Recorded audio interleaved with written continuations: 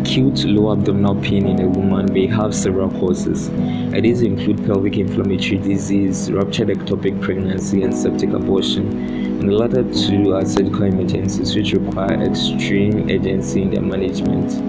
So PID is caused by organisms which may be sexually transmitted, infection-related, or other bacteria that are sent from the lower genital tract and produce inflammation of the uterus, fallopian tubes, and other structures in the pelvis.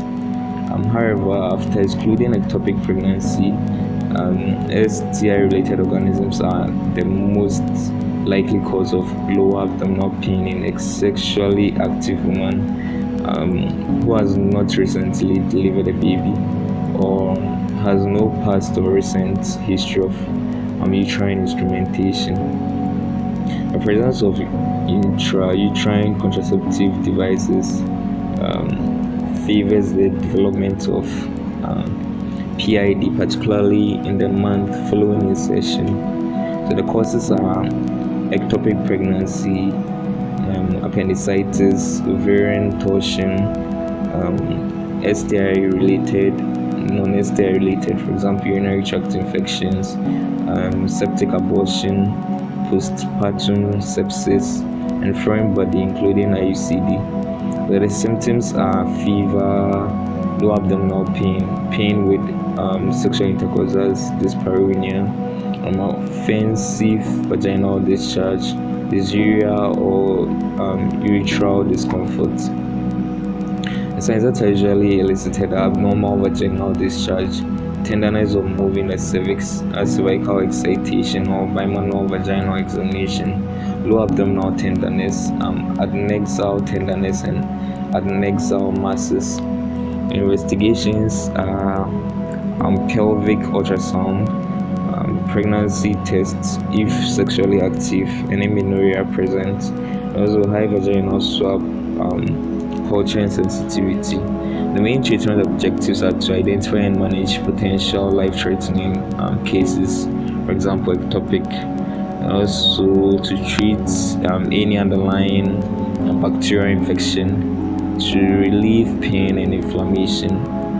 And pharmacological treatment, that's where surgery is indicated. Removal of IUCD if present 3 days after initiation of drug therapy. Pharmacological treatment for pelvic inflammatory disease, that's mild cases. First line treatment, you give ciprofloxacin oral 500 milligrams 12 hourly for 3 days, and doxycycline oral 10 milligrams 12 hourly for 14 days, and metronidazole oral 400 milligrams 12 hourly for 14 days. They consider hospitalization or referral in the following cases, as well as surgical emergencies like ectopic pregnancies, appendicitis cannot be excluded, and patient is pregnant, as PID is uncommon in pregnancy, especially after the first trimester. And although if the patient does not respond clinically to oral antimicrobial therapy, and the patient is unable to follow or tolerate an outpatient oral regimen, the patient has severe illness associated with nausea and vomiting or high fever, and the patient has a tube-ovarian abscess, HIV infection, and youth or adolescents, particularly if compliance is an issue.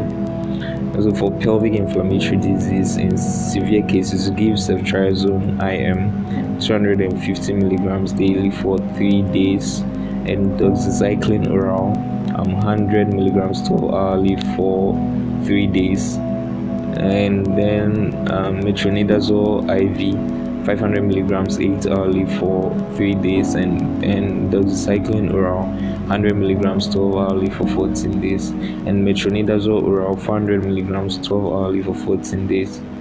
The use of ciprofloxacin and doxycycline is contraindicated in pregnancy and lactating women. So for pain relief, we give diclofenac rectal oral OIM 50 to 100 milligrams 8 to 12 hourly with a maximum dosage of 100 milligrams twice daily, or mefenamic acid oral 500 milligrams 8 hourly.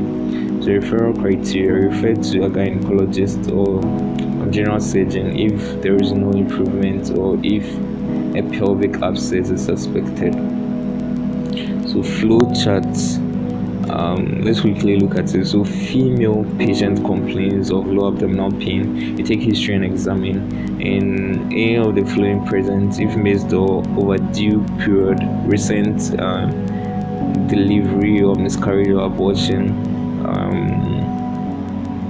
abdominal guarding, and rebound tenderness or rebound tenderness, abdominal mass, abnormal vaginal bleeding.